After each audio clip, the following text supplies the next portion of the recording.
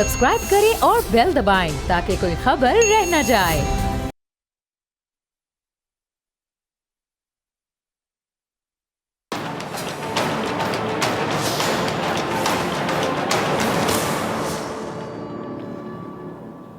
अस्सलाम वालेकुम नाज़रीन, मैं हूं डॉक्टर फ़िज़ा अकबर खान और मैं हूं पाकिस्तान और आप देख रहे हैं पाकिस्तान के सबसे बड़े न्यूज़ चैनल का नंबर 1 प्रोग्राम ऐसे नहीं चलेगा। अच्छा, जहां दो बर्तन होते हैं ना, वो आपस में टकराते ही हैं और इसी तरह सास बहू का रिश्ता हो, भाभी ननंद का रिश्ता हो, वहाँ तकरार रहती ही रहती है। और ये तकरार क्यों होती है? बेसिकली जो सोच में फ़र्क होता है उसकी वजह से होती है, अगर हो तो। और वैसे भी बदकिस्मती से कह लें कि हमारे माशरे में ये जो अदम बर्दाश्त है ना, ये बहुत बढ़ चुकी है। यानी एक दूसरे की राय का एहतराम करना तो दूर की बात है, हम अपनी राय ज़बरदस्ती कहते हैं कि अगले पर मुसल्लत करने से नहीं हिचकिचाते हैं। और अगर अगला हमारी राय को सेकंड नहीं करता तो फिर हम दुश्मनी पर उतर आते हैं। इख्तिलाफ राय जमहूरियत का हुस्न होती है, लेकिन इस हुस्न को हमने कह ले कि खुद ही ग्रहण लगा दिया। यानी अपनी मर्जी दूसरों पर ज़बरदस्ती चलाने में हम शेर हो चुके हैं। और यही राय का जो इख्तिलाफ है ना, ये तकरार का सबब बन जाता है, फूट डालने की वजह बनता है। अब सियासत की बात करूं तो यहाँ भी हर तरफ हंगामा बरपा है, टूट फूट का सिलसिला है, चाहे वो अपोजिशन में मुस्लिम लीग नून हो या फिर ऐवान इक़्तिदार में मौजूद तहरीक इंसाफ हो।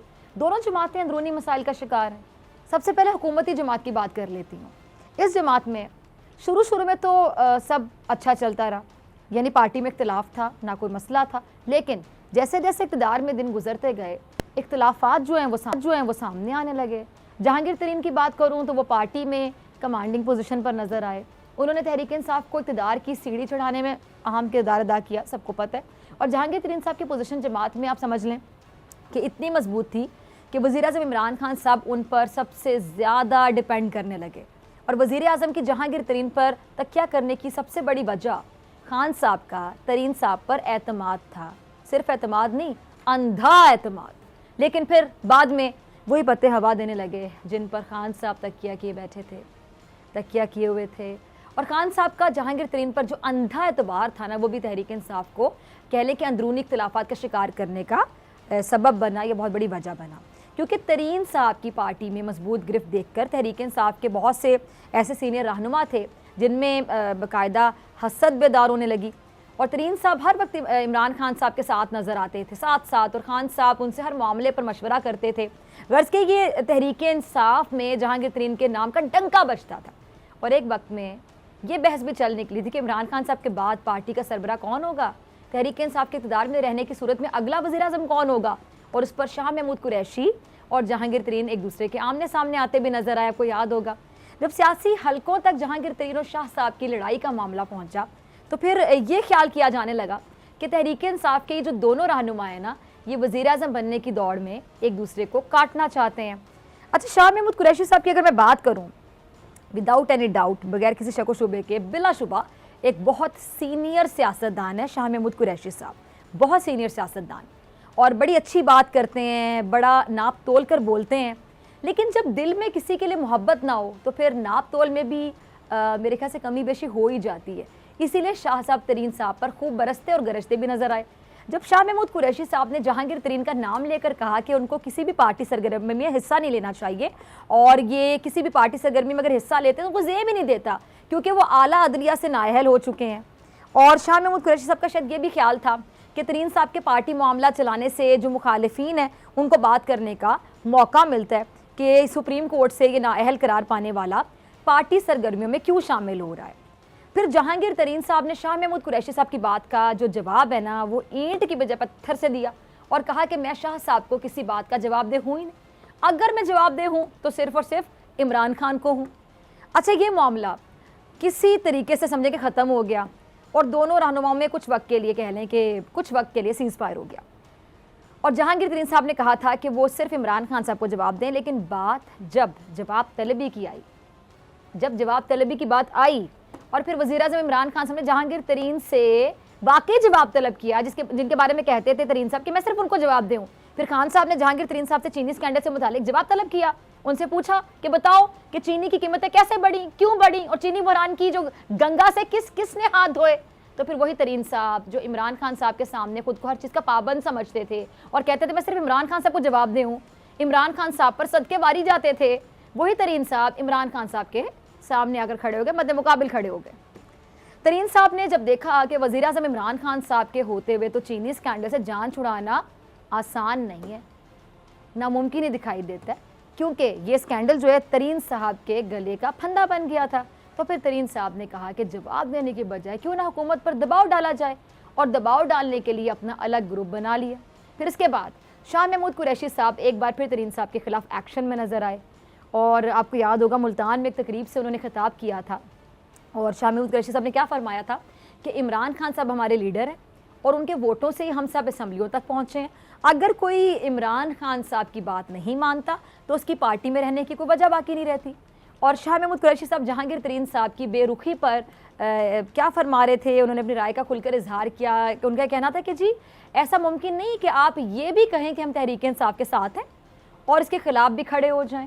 फिर शाह महमूद कुरैशी साहब ने तरीन ग्रुप को समझाया, बड़ी कोशिश की समझाने की, और किस तरह समझाया, कहा कि जी अगर ये ग्रुप वाकई इमरान खान साहब को अपना वज़ीर आज़म समझता है तो फिर इसे इमरान खान साहब के तमाम फैसले मानना होंगे, वरना तरीन ग्रुप के रहनुमाओं की जो रुकनीत है वो मुतासिर हो सकती है। लेकिन तरीन ग्रुप अब भी अपनी मनवाने की कोशिशों में लगा हुआ है। अब इस ग्रुप के अपनी जमात पर ठंडे और गर्म वार जारी हैं, और जहां मामला थोड़ा लचकदार होता है तो तरीन ग्रुप वज़ीर आज़म साहब के गुन गाना शुरू कर देता है, और जब मामला बिगड़ना शुरू होता है तो फिर तरीन साहब अपने हाथों से बनाई गई हुकूमत को आंखें दिखाना शुरू हो जाते हैं। ये सिचुएशन है। अब जैसे कि तरीन साहब ये कहते रहे हैं कि जी मुझसे दुश्मनी ली जा रही है और मुझे मजबूर ना किया जाए, मुझे इमरान खान के सामने लाकर खड़ा कर दिया गया है, यानी धमकियों का खेल शुरू हो गया। और जहांगीर तरीन साहब यहाँ तक कह गए कि अगर मामला हल ना हुआ, अगर, अब आपको पता ना अगर का लफ्ज़ कोई कब इस्तेमाल करता है, अगर, तो फिर ये अगर मामला हल ना हुआ तो फिर तरीन ग्रुप इंतहाई कदम उठा सकता है। अब इंतहाई कदम सोचिए ज़रा। अच्छा, जिस तरह हुकूमत हमेशा आप देखते होंगे बात करती थी नून में से शीन निकालने की बात करती है, और जब ये जिक्र होता है नून में से शीन का तो ये जिक्र सुन के जारी बात है हुकूमत तो खुश होती है। ठीक वैसे नून लीग के जो नायब सदर है ना, उन्होंने भी तहरीक इंसाफ की हुकूमत की जब कश्ती को हिचकोले खाते हुए देखा तो बड़ी खुश हुई, और उन्होंने सोचा कि लोहा गर्म है तो गर्म लोहा देकर हथौड़ा मारने की पूरी कोशिश की। और वही तरीन साहब जो नून लीग के बकौल तहरीक इंसाफ की क्या थे, ATM मशीन थे, और नून लीग की नायब सदर के दिल में उनके लिए अचानक हमदर्दी जागने लगी, और नून लीग कह लें कि हुकूमती कश्ती में पत्थर फेंकने की कोशिश करती रही। इसीलिए नून लीग को जहांगीर तरीन साहब का दुख बहुत ज़्यादा नजर आने लगा, और वही नून लीग तरीन साहब को मशवरा देने लगी कि जिस पर एहसान करो उसके शर से बचो। और तरीन साहब और इमरान खान साहब में बढ़ती जो दूरियाँ हैं, अगर मैं कहूँ कि इसका फ़ायदा नून लीग ने उठाना चाहा और खूब उठाना चाहा, लेकिन फ़िलहाल नून लीग की जो दाल है वो गली नहीं है। लेकिन तरीन ग्रुप की जो तर्ज़ सियासत है ना, उसकी वजह से पार्टी और हुकूमत को यकीनी तौर पे नुकसान पहुंचा है।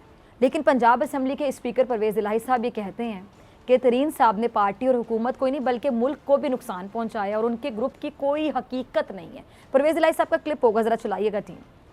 ये सुना आपने परवेज़ इलाही साहब को, जो अपनी इत्तेहादी जमात की कह ले कि अंदरूनी कहानी का खुलकर अहवाल सुना रहे थे। इनके बयान ने तहलका मचा दिया, इन्होंने तरीन ग्रुप को भी कड़ी तनकीद का निशाना बनाया, और नून लीग में जो दो बयानी है ना उसकी असलियत भी खोल कर रख दी। लेकिन सबसे पहले हम तरीन साहब के मामले पर ज़रा बात कर लेते हैं।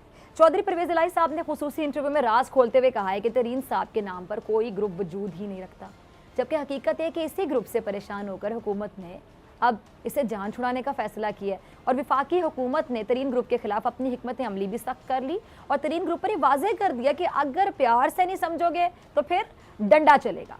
अच्छा, परवेज़ इलाही साहब ने अपने बयान में कहा है कि जी जहांगीर तरीन साहब ने डेप्यूटी वज़ीर आज़म का स्टेटस एंजॉय किया, और इमरान खान साहब ने सब कुछ उन पर छोड़ा हुआ था, और इस बात में कोई शक नहीं है, इस बात में कोई शक नहीं कि तरीन साहब ने ना सिर्फ हुकूमत बल्कि मुल्क को नुकसान पहुँचाया।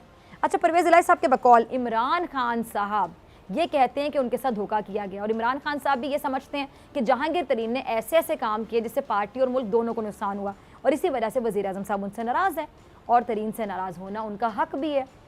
अच्छा, परवेज़ इलाही साहब ने तो तरीन ग्रुप की हुकूमत गिराने के खदशे को भी ज़ाहिर किया, और क्या कहते हैं जी कि जहांगीर तरीन ग्रुप से पंजाब में हुकूमत को किसी किस्म का कोई ख़तरा नहीं है, और जिन अराकीन को तरीन ग्रुप कहा जा रहा है तो वो तो वजारतों से लुत्फ़ उठा रहे हैं, वो हुकूमत की तमाम मरात और वजारतें इंजॉय कर रहे हैं, बल्कि वो तो हर वक्त चौधरी परवेज़ इलाही साहब को बुज़दार साहब के साथ भी नज़र आते हैं। और मज़े की बात ये कि चौधरी परवेज़ इलाही साहब ने वज़ीर आज़म साहब की जहांगीर तरीन से मुतालिक जो राय बताई है वो दुरुस्त है, क्योंकि इमरान खान साहब ने बजाते खुद जहांगीर तरीन के हवाले से क्या कहा था कि ये लोग कौम के मुजरिम हैं, इन्होंने चीनी की कीमतों को आसमान तक पहुंचाया, इनको इतनी आसानी से कैसे छोड़ दूँ।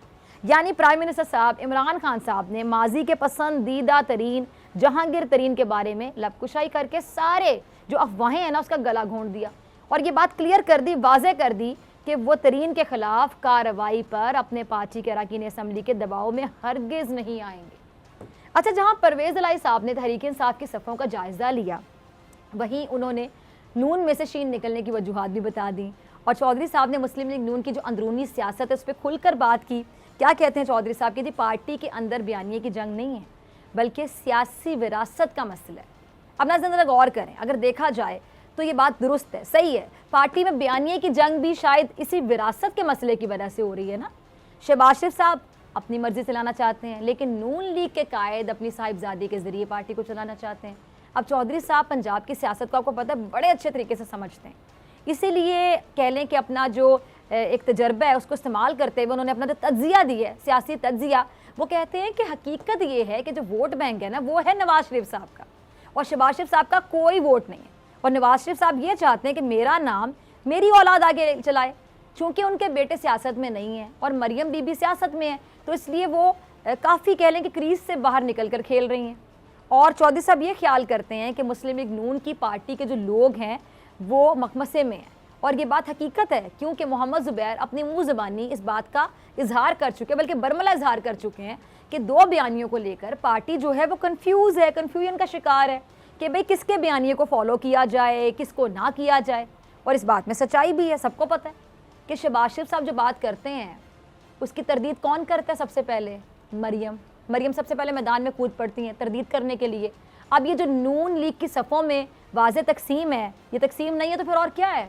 अब भी किसी को, और यही वजह है कि मरियम की जानिब से शहबाज शरीफ साहब के बयानात को गलत रंग देने की वजह से शहबाज शरीफ साहब ने अब अपना अलग तर्जुमान मुकर्रर कर दिया। ज़रा सोचिए अब इसकी कहानी क्या है, मैं आपको बताती हूँ। पहले शहबाज साहब का क्लिप होगा, टीम ज़रा चलाइएगा। अच्छा, जब शहबाज शरीफ साहब ने मियाँ साहब के पाँव पकड़ने वाली बात की तो याद करें तो उनका जो बयान था वो मरियम नवाज़ जो ग्रुप है ना उसके हलकों में बड़ी सख्त कह लें कि नापसंदीदगी की निगाह से देखा गया था और मरियम नवाज़ ने उनके बयान को ज़ाती बयान करार दिया था, आपको याद होगा। और शहबाज शरीफ साहब जो बात करते हैं, मरियम नवाज़ मौका मिलते ही समझ लें कि मीडिया पर आती हैं और शहबाज साहब के बयानात को फ़ौरन कहती है तो ज़ाती राय करार दे देती हैं, यानी ज़ाती राय करार दे दिया और रद्द कर दिया। सहाफ़ियों से गुफ्तगू के दौरान जब उनसे शहबाज शरीफ साहब से मुताल्लिक़ कोई सवाल पूछा जाता है तो क्या होता है? मरियम साहबा का क्या जवाब होता है? यही होता है ना कि जी शहबाज शरीफ साहब ने जो कहा है वो तो उनके इल्म में ही नहीं है, वो शहबाज शरीफ साहब से पूछ कर कन्फर्म करके फिर जवाब देंगी। यानी मरियम साहिबा एक्चुअली तासुर ये देती हैं, ये तासुर देना चाहती हैं जानबूझकर कि वो शहबाज शरीफ साहब को किसी खातर में नहीं लाना चाहती और शहबाज शरीफ साहब अपनी मर्जी से अपने ख्याल में मुफाहमत का राग अलाप रहे हैं और हकीकत में इनका जो बयानिया है वो नून लिखे हकीकी बयानिए से मुताबिकत ही नहीं रखता। अब शहबाज शरीफ साहब ने जब देखा कि मरियम की वजह से उनकी रोज़ किसी न किसी मामले पर इज्जत कम होती है, घटती है, उन्हें रोज़ वजाहतें देनी पड़ती हैं, तो रोज़ की वजाहतों से तंग आ गए शहबाज शरीफ साहब, उड़ाना ही था उन्होंने। तो उन्होंने क्या किया, उन्होंने अपना अलग तर्जुमान मुकर्रर कर दिया और अब ये जो मलिक अहमद खान साहब हैं ये शहबाज शरीफ साहब के तर्जुमान होंगे। अब जो नाकदीन है ना ये इसे नून में से शीन निकलने का बाकायदा आगाज़ करार दे रहे हैं कि ये लीजिए प्रॉपर आगाज़ हो गया।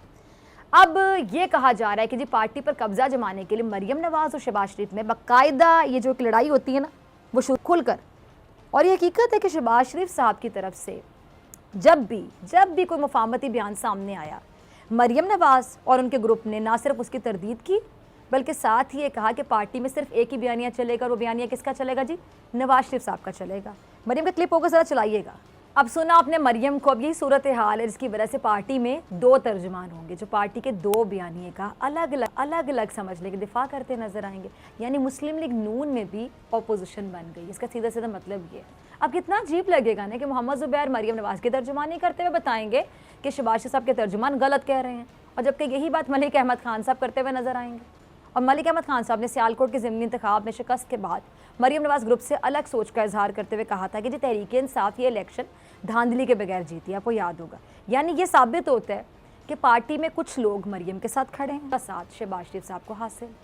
अच्छा, मरियम नवाज़ की तरह शाहिद खाकान नवाज़ी साहब जैसे जो रहनुमा हैं शहबाज शरीफ साहब के बयान पर भी सवाल उठाते रहे और उनको क्या करना है क्या नहीं करना है बड़ी एडवाइजेस बड़ी नसीहतें देते रहे। शाहिद खान अब्बासी सबका क्लिप होगा, ज़रा चलाइएगा। जब आपने सुना ज़रा आप गौर करें, ये पार्टी के रहनुमा हैं और क्या है किसको रहे हैं, पार्टी सदर को। ये सिर्फ एक बयान नहीं है, शाहिद खान अब्बासी साहब ने बार बार शहबाज शरीफ साहब के बयान की नफ़ी की है, यानी रद्द की है।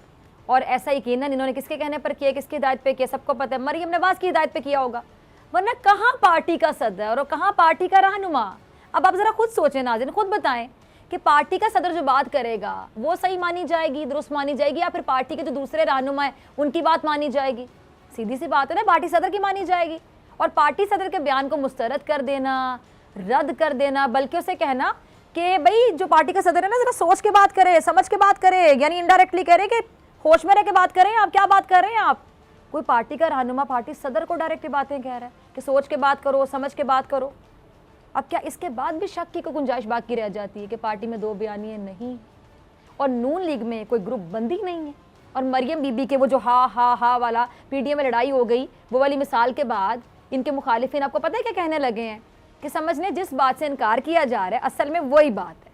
अब इसलिए अब अगर शहबाज शरीफ साहब ने अपना अलग तर्जुमान मुकर्रर कर दी है तो फिर इसका सीधा सीधा मतलब तो यही निकाला जाएगा ना कि उनका जो सब्र का पैमाना लबरेज हो गया, सब्र ही जवाब दे गया, मुक गया सब्र, भाई कितना सब्र करे कोई। और उन्होंने रास्ता अलग करने का एहतमाम शुरू कर दिया, क्योंकि जो बार बार बच्चों के हाथों जो बेइज्जती है ना, वो बर्दाश्त नहीं होती है कि बार बार बच्चे आपको बेइज्जत करने के लिए आ जाएं, जलील करने के लिए आ जाएं। और इसीलिए कहा जा रहा है कि ये जो नून से शीन निकलने का बाकायदा आगाज़ हो गया, क्योंकि अब ये शीन और नून के साथ ये नहीं चल सकते, शीन और नून आपस में नहीं चल सकते, और ना ही ऐसे चलेगा। मिलते हैं ब्रेक के बाद।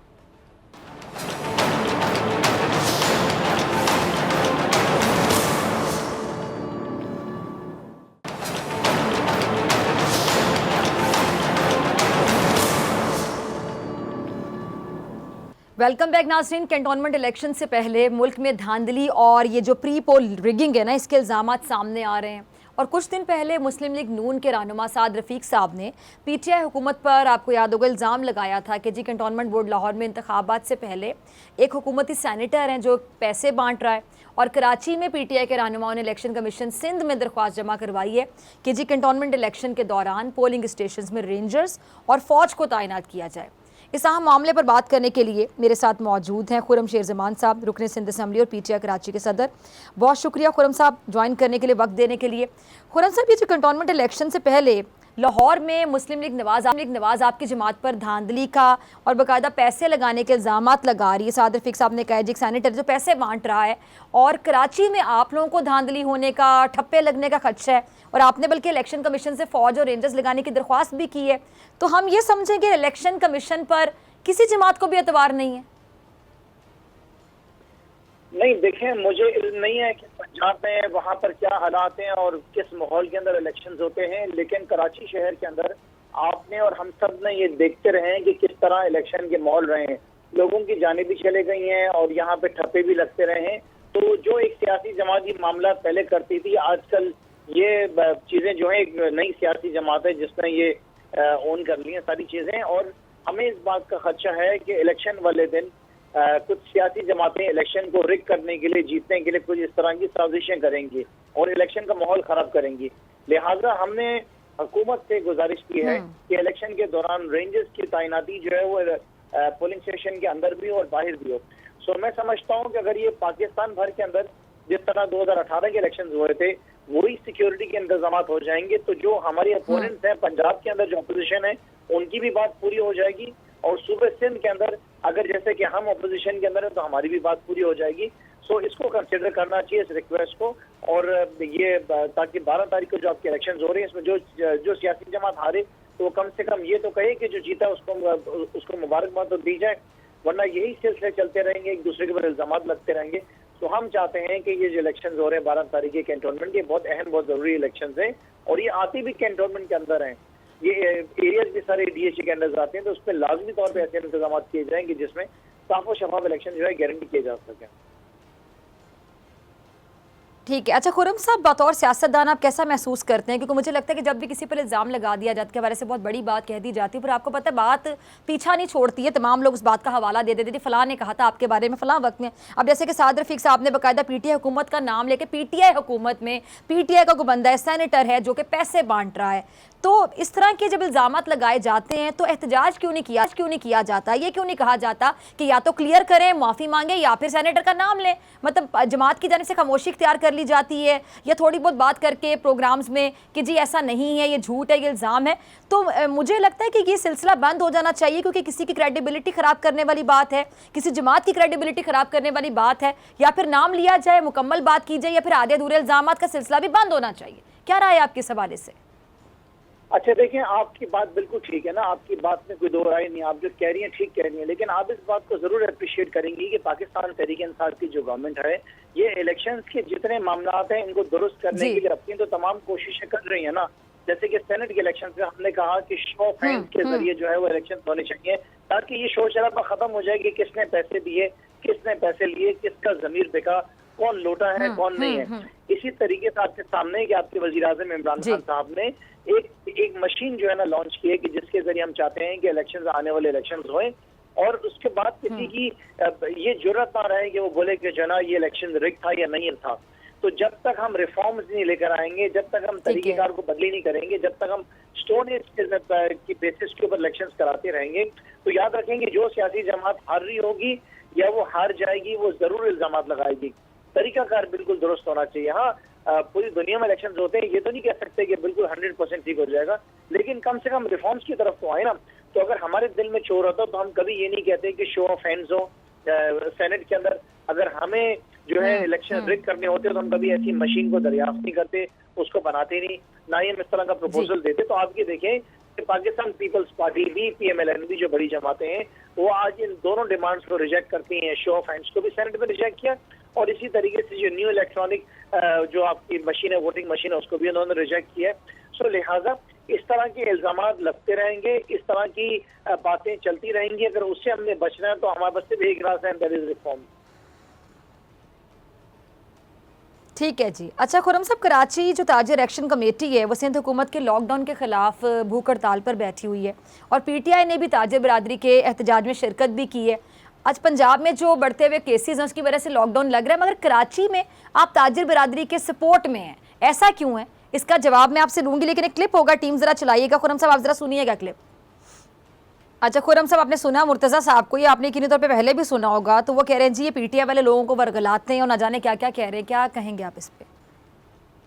अच्छा देखिए, आपको एक बात को समझना पड़ेगा कि पाकिस्तान पीपल्स पार्टी गेम क्या खेल रही है। जब आप इनकी गेम को समझ जाएंगे ना, तो उसके बाद पिक्चर बहुत ज्यादा क्लियर हो जाएगी। देखिए, दुनिया के अंदर इस वक्त वजीर आजम इमरान खान की जो मकबूलियत है, वो पाकिस्तान पीपल्स पार्टी के लिए एक मौत का समा है। जिस तरीके से इनका खात्मा इस वक्त आप देख रहे हैं कि बलूचिस्तान, KP, पंजाब, गिलगित बल्तिस्तान, कश्मीर से हुआ है, इनको ये नजर आ रहा है कि इसी तरीके से वजीर आजम इमरान खान की पॉलिसी चलती रही और यही मकबूलियत रही, तो इनका खात्मा सूबे सिंध से भी हो जाएगा। सो अगर वजीर आजम इमरान खान को डिस्टर्ब करना है, पाकिस्तान की पॉलिसीज को खराबी की तरफ लेके जाना है, पाकिस्तान की इकोनॉमी को बेहतर खराब करना है, तो सिर्फ एक तरीका है कि कराची को डिस्टर्ब किया जाए, कराची की इकोनॉमी को खराब किया जाए, कराची की कारोबारी शख्सियात को तंग किया जाए। देखिए, वजीर आजम इमरान खान और बिलावल जरदारी की सोच में क्या फर्क है? वजीर आजम इमरान खान कहते हैं कि स्मार्ट लॉकडाउन लगाया जाए, बिलावल जरदारी कहते हैं कि कंप्लीट शटडाउन किया जाए। आपके सामने जब कंप्लीट शटडाउन किया तो वजीर आजम इमरान खान साहब ने इसके बाद बहुत एतराज किया, लड़ झगड़ के हमने वो कंप्लीट शटडाउन खत्म कराए। हमें फिक्र थी कि लोगों के जो रोज के रोजगार के लोग हैं वो भूख की तरफ ना चले जाएं, यहाँ पे राइट्स ना शुरू हो जाए। हम इसमें कामयाब हुए और आज पूरी दुनिया कोविड में नीचे की तरफ गई और पाकिस्तान बेहतरी की तरफ गया। ये क्या कर रहे हैं कि ये इन्होंने कंटिन्यूस बेसिस पे किसी न किसी तरीके से कराची की ताजिर बरादरी को परेशान किया हुआ है, उनको डिस्टर्ब किया हुआ है, उन्हें काम नहीं करने दिया जा रहा। ये कहते हैं कि सुबह 6 बजे जो है खवातीन शॉपिंग करने आए, ज्वेलरी शॉप सुबह 6 बजे खुल जाए, लोग बाल कटाने सुबह 6 बजे चले जाएं, लोग कपड़ों की शॉपिंग करने 6 बजे चले जाएं। हमारा जो ताजिर बरादरी है वो कराची की कहती है कि 6 से 8 के टाइमिंग्स को आप 8 से 10 कीजिए। उसके अलावा वो ये कहते हैं कि आपने जो 2 छुट्टियां की हुई उसकी छुट्टी को 1 करें। देखिए, कराची का इस वक्त जो पॉजिटिविटी रेशियो है वो इतना ज्यादा नहीं है, वो कम हो गया है। अच्छा, दूसरी तरफ इनके जो डबल स्टैंडर्ड्स हैं वो आप देखें कि जलसे कर रहे हैं, अपने वर्कर्स से इनके जलसे चल रहे हैं। बिलावल जरदारी ने आते 1 हफ्ते पहले कहा कि जनाब कराची वालों, पीडीएम का जलसा हो रहा है, उसमें भरपूर बड़ी तादाद में शिरकत करो, पीडीएम के जलसे को कामयाब बनाओ। और दूसरी तरफ आपने बच्चों के स्कूल बंद किए हुए हैं, यहाँ पे आपने शादी हॉल्स बंद किए हुए हैं, यहाँ पे आपने रेस्टोरेंट्स बंद किए हुए हैं, यहाँ पर आपने लोगों के हफ्ते में 2 छुट्टियां की हुई हैं। यहाँ पे कराची में जो वो तबका जो कि मार्केट्स हैं, जो यहाँ पे शॉपिंग सेंटर्स हैं, उनकी जिंदगियां बड़ी मुश्किल में की हुई इन्होंने। सो इनका जो कराची के साथ सुतेली माँ वाला सलूक है, उसके पीछे इनकी दुश्मनी है कराची के साथ। ये जानते हैं कि कराची वालों ने कभी भी पाकिस्तान पीपल्स पार्टी के साथ नहीं खड़ा होना है। इन्होंने जो इस वक्त अपना एडमिनिस्ट्रेटर लाके बिठाया है, जो इस वक्त तोते की तरह पैं पैं कर रहे थे, ये तो एक सियासी शख्स है जो कि एडमिनिस्ट्रेटर की पोजीशन पर आके बैठे हुए। इंटरिम पीरियड के दौरान हमने तो इनके खिलाफ केस किया हुआ अदालत के अंदर कि 120 दिन के अंदर जब टेन्योर पूरा हो जाता है तो सूबाई हुकूमत की जिम्मेदारी है कि उन्होंने इलेक्शन कराने हैं। इन्होंने एक मैनेजर लाके बिठा दिया है, जिस मैनेजर का काम है कि उसने अपने जो मालिक है उसको पैसा जमा करके देना है। यहाँ पे कराची के अवाम के पास ना इन्होंने पीने का पानी फराम किया है, ना इन्होंने स्कूलों में तालीम दी है, ना अस्पतालों में इलाज दिया है, ना स्ट्रीट क्राइम का इन्होंने खात्मा किया है, ना 13 साल में इन्होंने 13 बसेस दी हैं। हमें फायदा क्या कराची वालों को? हमें पीपल्स पार्टी से क्या लेना देना है? इसी वजह से मैंने जाती तौर पे वजीर आजम साहब से गुजारिश की कि वजीर आजम साहब कम से कम 6 महीने के लिए तो सूबे के अंदर गवर्नर रूल लगाए, लोगों की जिंदगियों को 6 महीने में हम कुछ बेहतरी की तरफ लेके जाएं, लोगों की जो बेसिक नेसेसिटीज है वो हम उनको दें। ये पीपल्स पार्टी तो यहाँ पे लोगों का खून चूस लेगी।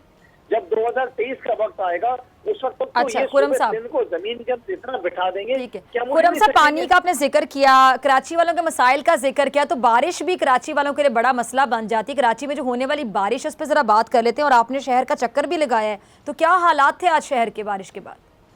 डूबा पड़ा हुआ शहर। देखिए, उस वक्त तो दोपहर में 2 घंटा बारिश हुई थी यहाँ पे, 2 घंटा। मैं खुद एक सड़क के ऊपर, जो बलोच कॉलोनी की सड़क है, 45 मिनट में उस रोड के ऊपर मैं खड़ा रहा हूँ। आप जाएं सड़कों में घूमे, हर कोने खांचे के अंदर आपको पानी खड़ा हुआ मिलेगा। 13 साल के अंदर आप अंदाजा लगाएं, ये नालायक 13 साल के अंदर पानी की निकासी का निजाम नहीं बना सके। 13 साल 5 और सूबे सिंध के अंदर। अब आप मुझे बताएं कि क्या ये इस लायक है कि ये यहाँ पर इस मुल्क के सूबे के अंदर हुकूमत करें? आप मुझे बताएं ना कि चारों सूबों की जो जंजीर होती थी आज वो एक सूबे तक क्यों आ गई है? वो मेरी वजह से तो नहीं आ गई है, वजीर आज़म इमरान खान साहब की वजह से तो नहीं आ गई है। लोगों ने इनको रिजेक्ट कर दिया है, लोगों ने इनको फेल कर दिया है, लोग इनका चेहरा नहीं देखना चाहते हैं। अगर ये सूबे सिंध के अंदर इन्होंने 2018 में हुकूमत बनाई, उसके कसूरवार भी हम खुद हैं, क्योंकि हमने अंदरूने सिंध के अंदर उस तरीके से काम नहीं किया, लोगों को हमने सेकेंड ऑप्शन नहीं दिया।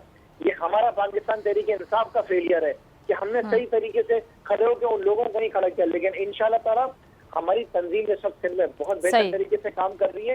2023 में आप देखेंगे कि पाकिस्तान पीपल्स पार्टी आपको सूबे सिंध में नजर नहीं आएगी, क्योंकि सिंध के लोगों को इन्होंने परेशान किया, सिंध के मासूम लोगों की जिंदगी इन्होंने खराब की है। अच्छा, हम तो ये मान लेते हैं, आखिर में आपसे कहूंगा कि ठीक है ना, कराची वालों ने इनको वोट नहीं दिया, इन्होंने कराची के लिए काम नहीं किया। मेरा आपसे सवाल है कि लड़काना से बिलावल जीत कर आए हैं, क्या लड़कानों को बिलावल ने कुछ दिया? नवाब शाह से आसिफ अली जरदारी जीत कर आए, क्या नवाब शाह के अंदर लोगों को बेसिक नेसेसिटीज मिल रही है? इस सूबे का मुराद अली शाह जो चीफ मिनिस्टर है, जो वजीर आला है, क्या उन्होंने जहाँ से जीत कर आए, दादू से, सेवन से, वहाँ के लोगों की जिंदगी को बेहतर किया? ये तो आप वजीर आजम इमरान खान के मशहूर हुए कि उन्होंने पूरे सूबे सिंध को फ्री ऑफ। ठीक है जी खुर्रम साहब, वक्त की कमी, मुझे आपका शुक्रिया अदा करना। मुझे ब्रेक पे जाना है, ब्रेक से वापसी पे हम कोरोना के हवाले से बात करेंगे। पास से डॉक्टर नौशीन हामिद मेरे साथ मौजूद होंगी ब्रेक के बाद।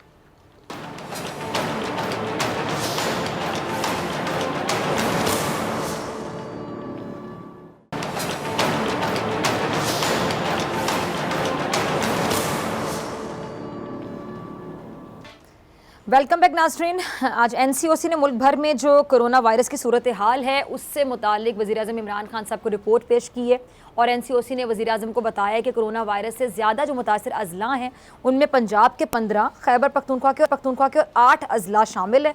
और इन तमाम जो मुतासिर अजला हैं इनमें हर किस्म के इंडोर आउटडोर तकरीबात पर पाबंदी आयद करने की मंजूरी दे दी गई है। अब इसके अलावा एनसीओसी के मुताबिक मुतासिर जो 24 अजला हैं उनमें इंटरसिटी ट्रांसपोर्ट पर भी पाबंदी आयद कर दी गई है और इन अजला में तालीमी इदारे और जो इंडोर जिम है उस पर भी पाबंदी होगी।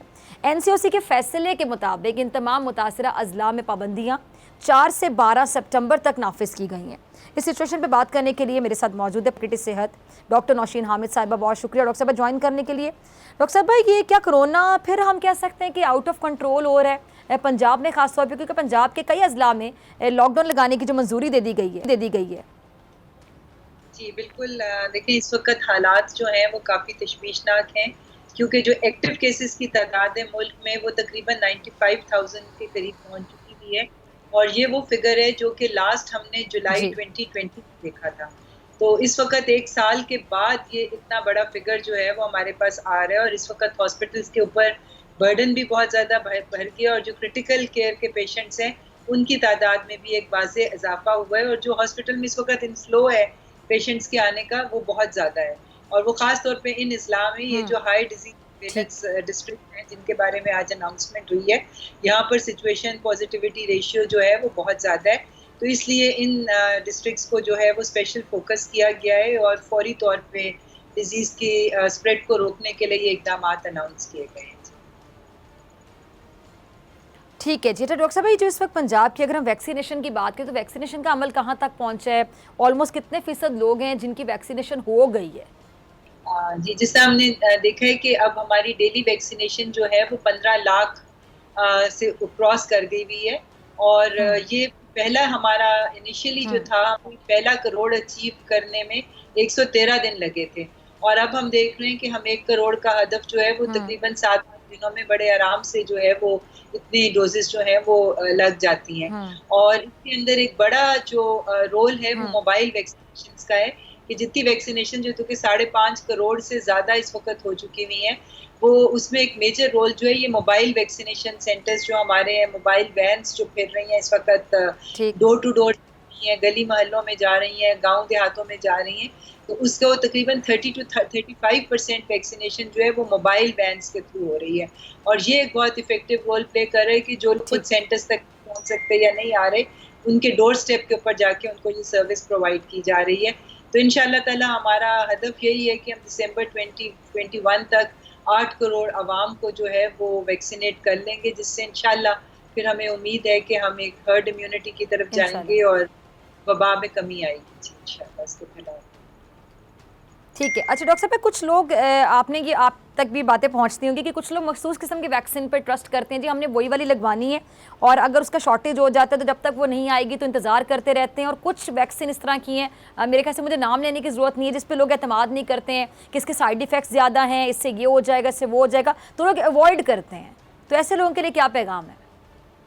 देखिए जी, पाकिस्तान में इस वक्त जितनी वैक्सीन इस्तेमाल हो रही हैं सब अप्रूव वैक्सीन हैं, उनको ड्राफ्ट इमरजेंसी यूज़ के अप्रूवल उनका दिया है और ये अप्रूवल उस वक्त मिलता है जब हमारी टेक्निकल एक्सपर्ट कमेटी जो है उसको बहुत डीपली और थर्ली स्टडी करती है उसके तमाम क्लिनिकल ट्रायल्स को, उसकी तमाम जो उसकी सेफ्टी है, उसकी एफिकेसी है, वो तमाम चीज़ों को देख के उसका अप्रूवल मिलता है। तो मैं श्योर करती हूँ कि पाकिस्तान में जितनी वैक्सीन यूज़ हो रही है गवर्नमेंट पूरी तसल्ली के साथ उनकी यूज़ का अप्रूवल दिया है और ये तमाम की तमाम सेफ हैं और इस वक्त हमारे पास ये इसका एक बड़ा वाज़े एक इंडिकेटर ये है कि इस वक्त जितनी हॉस्पिटलाइजेशंस हैं जो सीरियस पेशेंट्स हैं उनमें जितनी वैक्सीन लगी हुई है उनकी बहुत कम तादाद है और मेजॉरिटी वो लोग हैं वहाँ पर हॉस्पिटल में इस वक्त सीरियस कंडीशन वो वैक्सीनेट नहीं हुए थे। तो I think this is enough evidence ये समझने के लिए कि ये तमाम वैक्सीन जो हैं ये इफेक्टिव हैं, काम कर रही है, इसलिए आपको जो वैक्सीन अवेलेबल है आप उसको फौरी तौर पे लगवाएं। और डॉक्टर साहब ऐसे केसेस भी अभी भी सामने आ रहे हैं कि वैक्सीनेशन होने के बावजूद कोरोना हो जाता है और ये केसेस सामने आते हैं, तो बहुत से लोग इस बारे में बड़ी घबराहट का शिकार रहते हैं कि जी वैक्सीन जब हो जाएगा हम वैक्सीन क्यों लगवाएं, जब हो जाएगा हम वैक्सीन क्यों लगवाएं। ऐसे बहुत से केसेस अभी भी हैं जिन्होंने वैक्सीन नहीं लगवाई, सिर्फ उन केसेस को देखते हुए लोगों ने कि जी वैक्सीनेशन के बाद भी कोरोना हो जाता है। तो प्लीज़ ज़रा इस प्लेटफॉर्म से उनको समझाइएगा कि अगर कोरोना बाद में भी हो जाता है तो वैक्सीनेशन का मतलब ये नहीं है कि आप 100% सिक्योर होगे, लेकिन एटलीस्ट वो कोरोना जो अगर आपको होगा वैक्सीन के बाद तो वो आपको वेंटिलेटर तक जाने से बचा सकता है, वहाँ तक आप नहीं पहुँचेंगे। जी बिल्कुल, आपने सही बात की है। देखिए, जो अच्छी से अच्छी वैक्सीन भी इस वक्त दुनिया में बनी है वो 92-94% जो है वो इफेक्टिव है, जिसका मतलब ये है कि 100 में से 5 या 6 लोगों को फिर भी वो कोविड से इन्फेक्ट हो सकते हैं।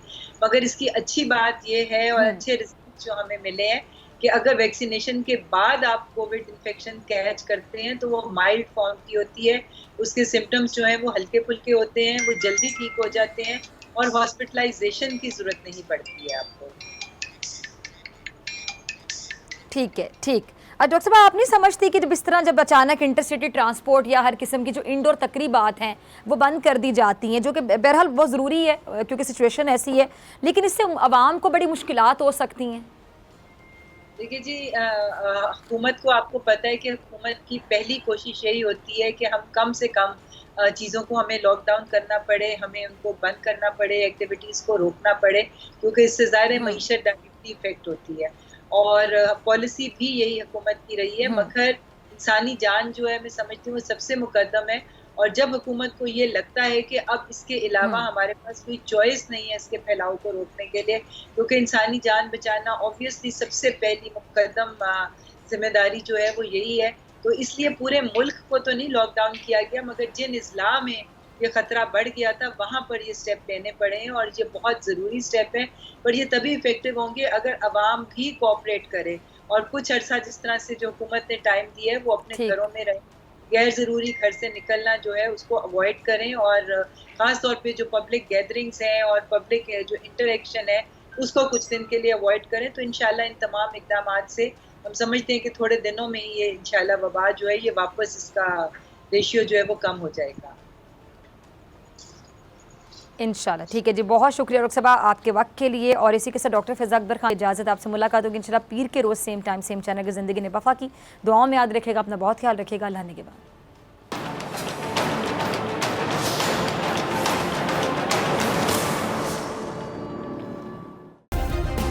सब्सक्राइब करें और बेल दबाएं ताकि कोई खबर रह न जाए।